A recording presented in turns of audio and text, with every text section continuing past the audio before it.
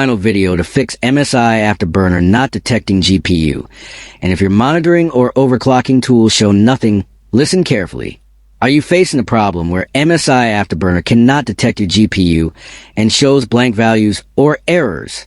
This usually happens because your graphics drivers are outdated, Afterburner settings conflict with the GPU, or system permissions block access to hardware info.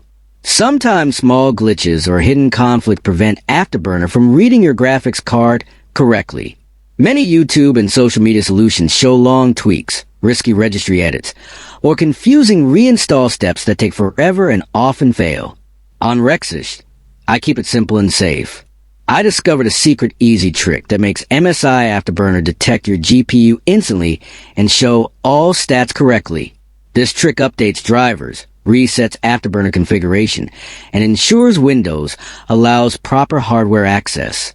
You do not need advanced skills or extra software. I tested this method multiple times, and it works perfectly every time.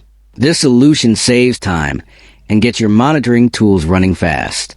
Watch fully so you do not miss the small step most guides skip.